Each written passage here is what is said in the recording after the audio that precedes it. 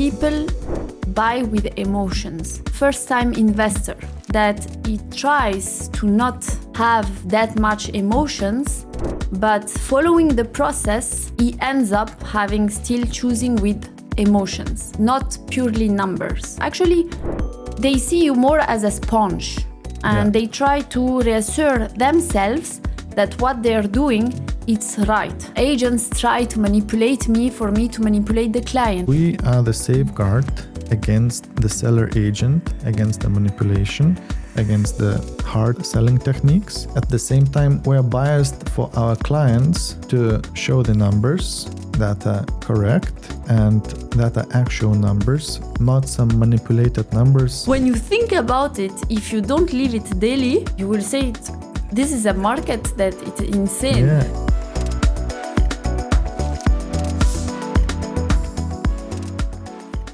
Welcome to our podcast. Today, me, AJ from PropAI.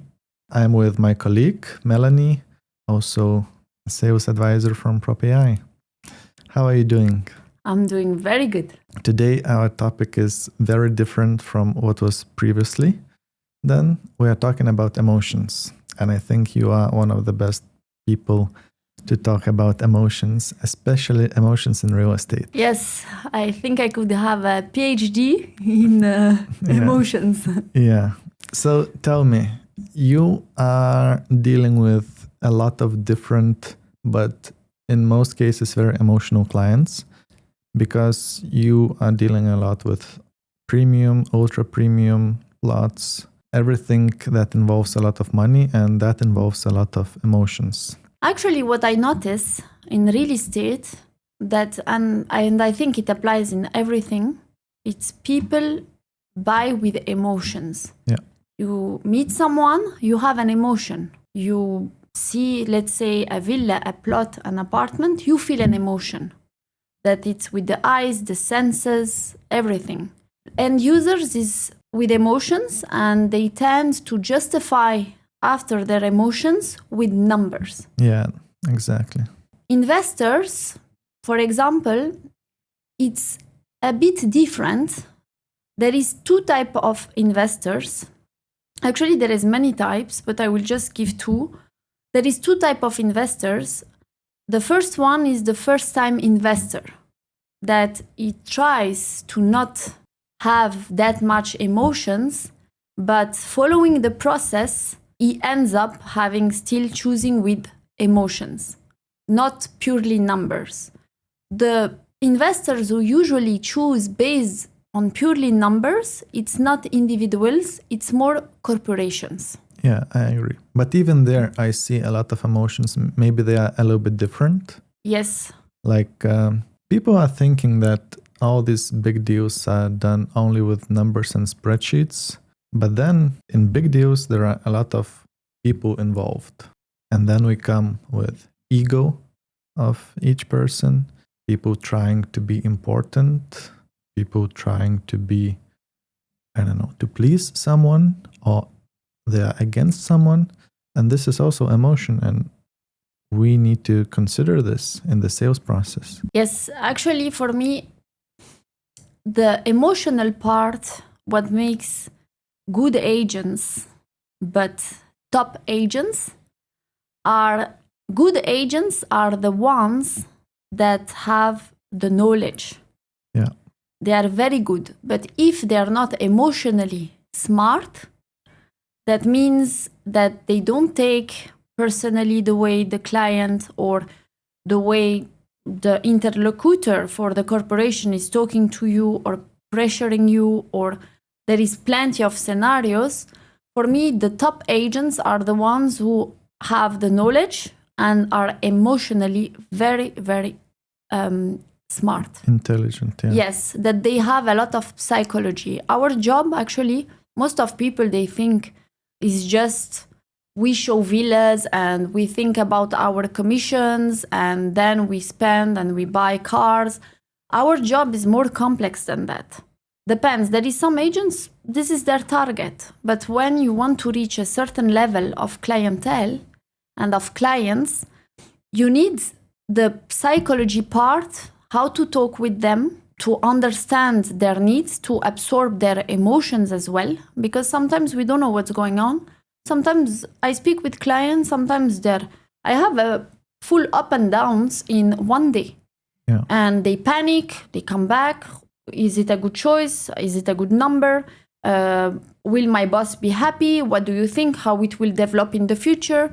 So even this corporation, when you're dealing at the end with a human, you need to absorb and understand always like why they are reacting like this. Actually, they see you more as a sponge, and they try to reassure themselves that what they're doing, it's right. Exactly. That was what I was planning to say, that we as agents, we very oftenly are the sponges. So we have to collect all the emotions, we have to collect all the data, and then we have to refer back to different people, different things, to give specific data to the client or, I don't know, the buyer, the tenant, that is relevant to him and to his situation. Also to reflect specific emotions, maybe to absorb, and don't give any emotions, because this will just create a big conflict in the middle of nowhere. And I think 100%. This is very, very often. But talking about emotions, what do you think? People are buying and spending a lot of money. Usually real estate is one of the biggest, if not the single biggest purchase in anybody's life. There's not much to buy for more money than real estate. So let's say the small investors, as you mentioned, the first timers, what are the emotions that they have during the buying process? Small investors usually is the type of profile that they invest their savings. Yes. And most of them, to reunite all these savings, they took a lot of time and effort and work. Yes. So for them, they feel a bit like, I cannot do a mistake, because they see all the efforts in the back. So for this type of investors, I know there is some agents, they say, because I do for everyone, because for me, everyone deserves a chance in real estate. A buyer is a buyer, because the like his challenge or his target, it's not based on budget. Every buyer, we do what we can at the end in life, not what we want. Yes. So not everyone has the same chances in life. So I take a lot of time to explain them, because I don't see just the unit and say, I tell myself this person actually is playing all his savings or big part of his savings. If I don't advise him properly, and if we have a good trust relationship, it can be his worst investment, and I'm playing with his life. Exactly. So I take them very seriously.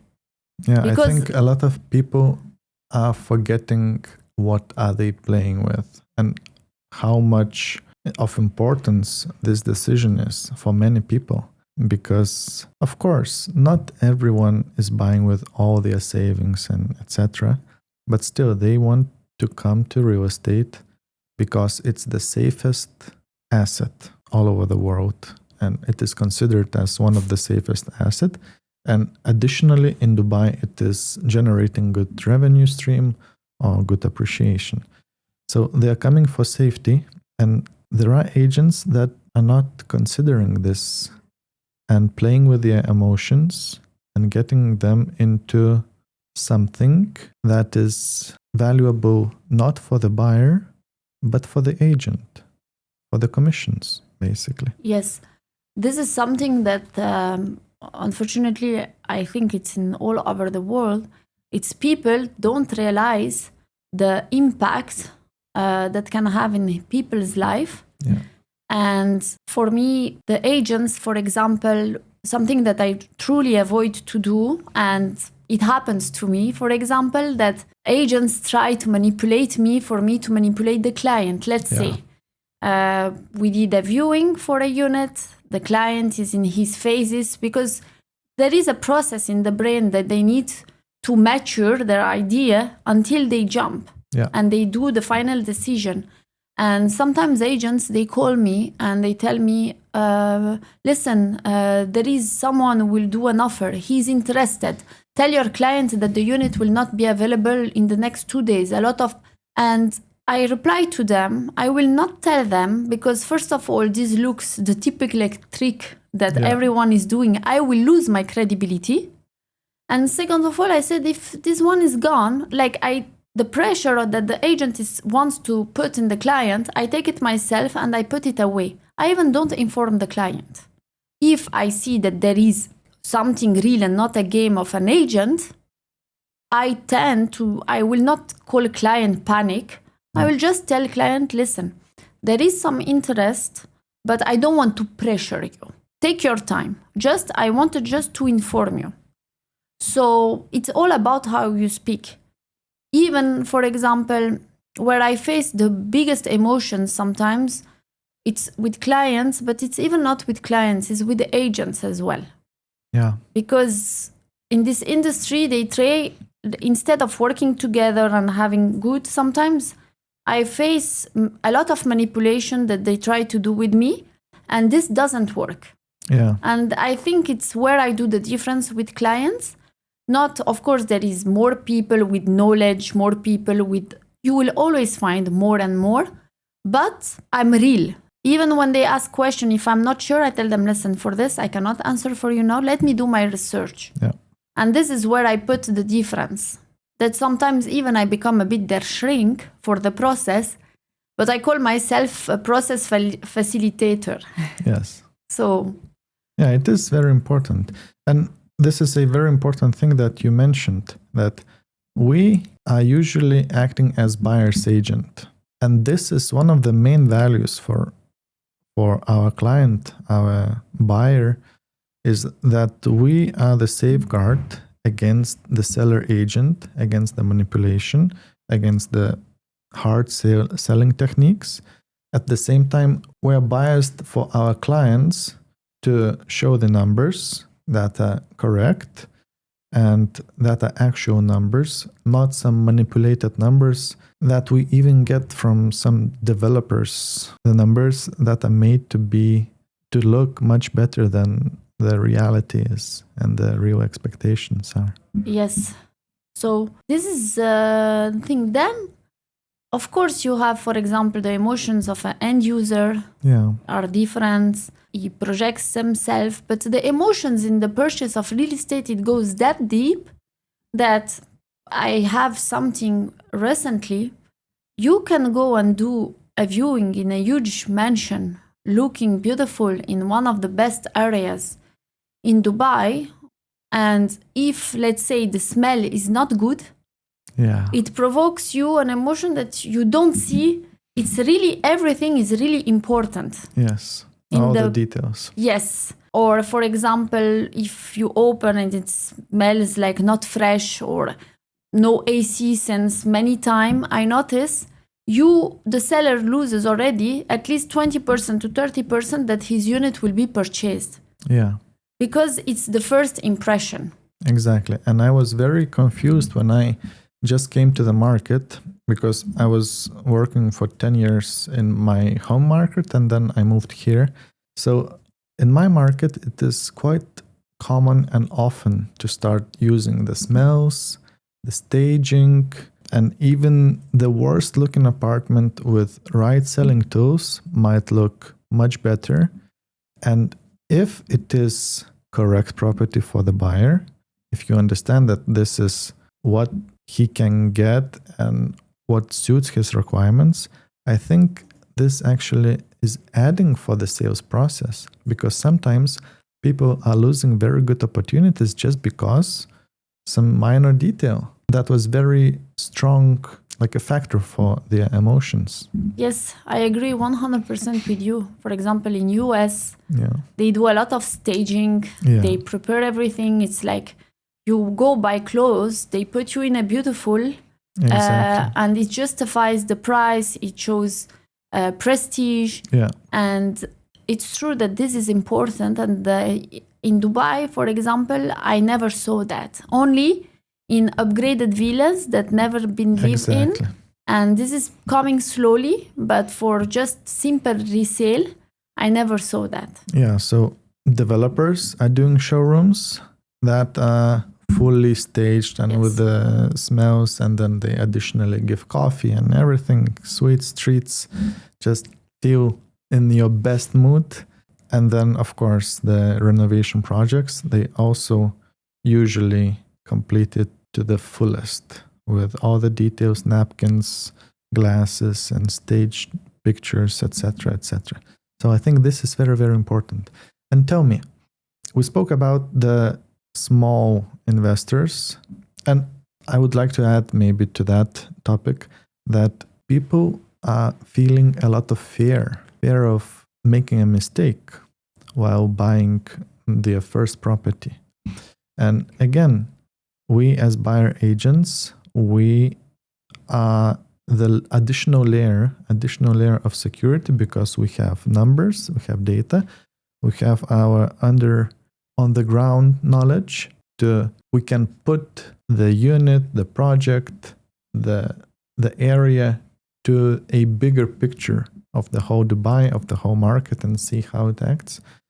And this is, I think, how people can feel a little bit less fear and make more rational decisions than coming alone and just doing whatever they think is good, and then double checking, triple checking, and not making the decision in the end of the day, especially when they are good opportunities that are coming.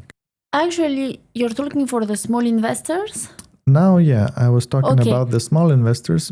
I think similar can be reflected to the bigger investor, but they are dealing with bigger numbers and bigger uncertainty on daily basis. So they are more used to it. So big investors actually, when they reach a level of being big investors, most of the time, they don't ask you at all the same questions. Yeah. They don't approach you even with the questions. They know sometimes the market even better than you. Yeah. Because they have access, other sources access, that they know already, for example, what is planned, what will be done. That's why they are planning to invest here. So big investors, they have huge knowledge, otherwise they will not have such funds. And most of the time you're not teaching them, you're bringing value in another way.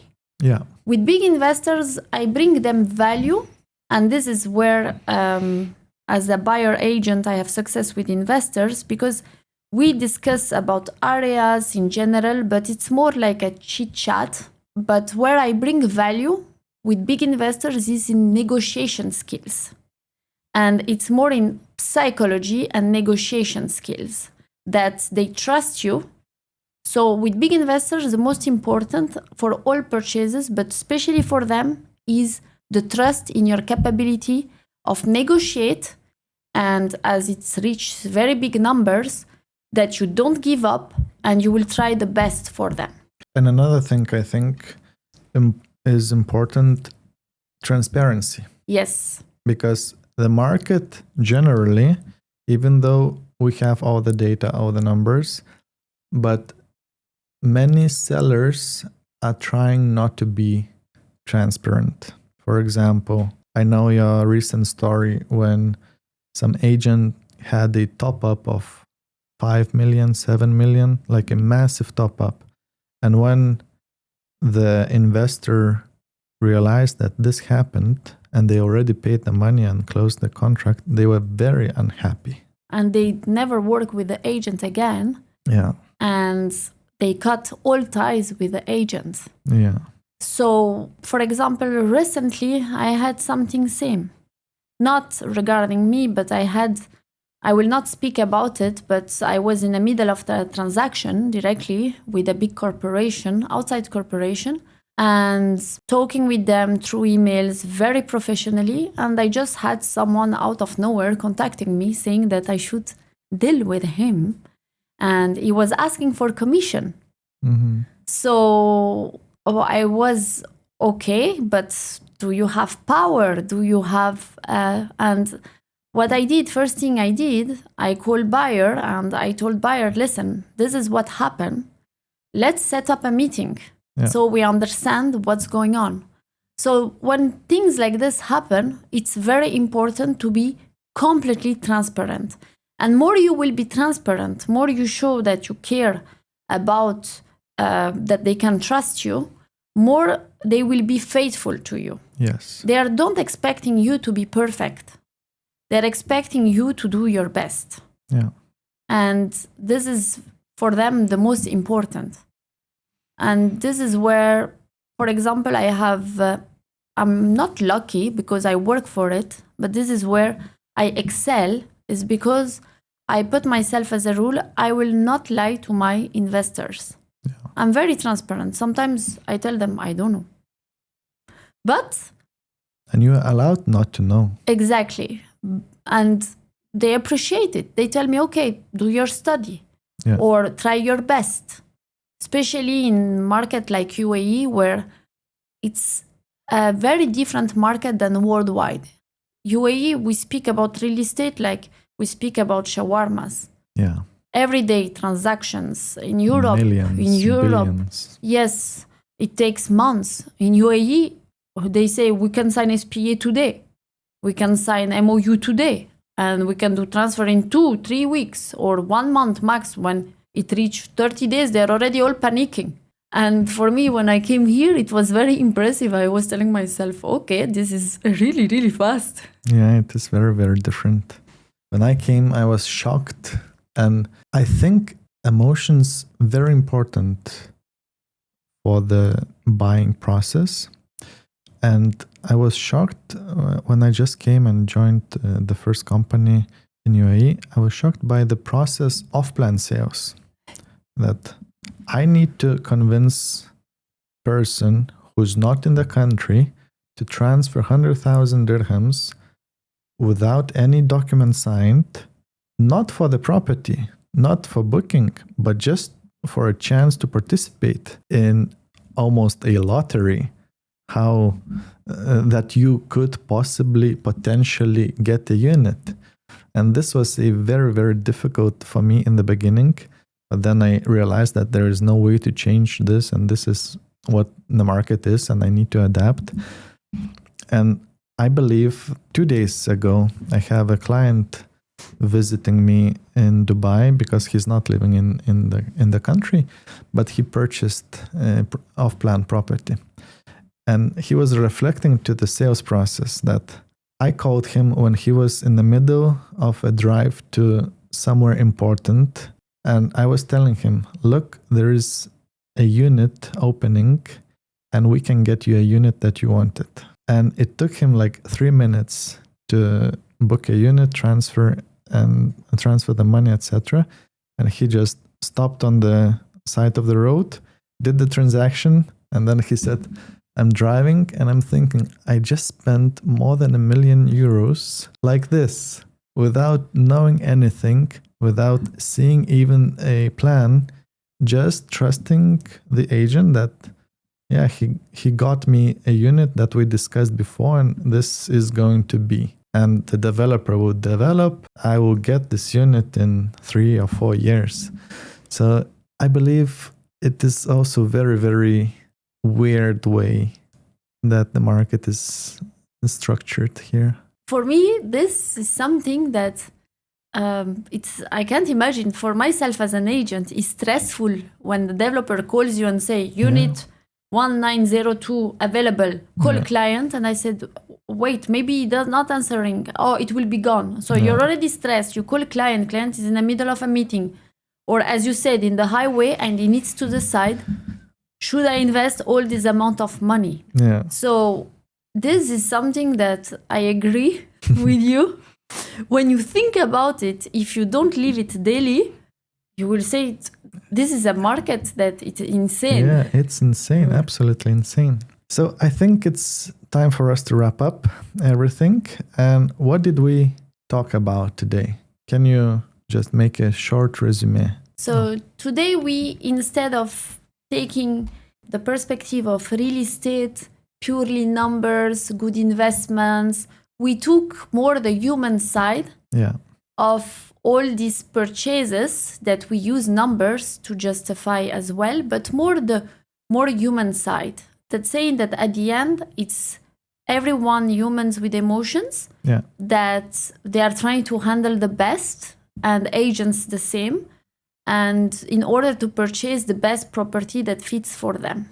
And I think emotions, we always forget to talk about it. Yeah, we never talk about it. Everyone is talking about numbers, data, profit, loss, but we should put a little bit more weight on how people are going to feel in the property, how people are going to feel during the process, and how people, is there anyone who is willing to feel like this? Plus, if I can just add one last thing, us as agents, we are paid for a service. Yes. And the service is providing the best advice, but to accompany, to go with the client from step 1 till step 10. And the emotional process is as well very important, because we need to make them, their journey, not stressful, it's stressful already. Our job is to make their journey smoothly. Even emotional side, we're here to make their life easier, and we are paid for that, not to make their life more stressful. Exactly. And even we are not paid for that. We are paid, in the end of the day, we are paid for the result. Yes. So we need to get a result while our client feel as minimal amount of stress and bad emotions compared to the better emotions. Yes, 100%. Okay, thank you, Melanie, for coming to our podcast. It was nice talking to you, and thank you for our viewers. And subscribe, follow us, and ask for more topics that we should discuss.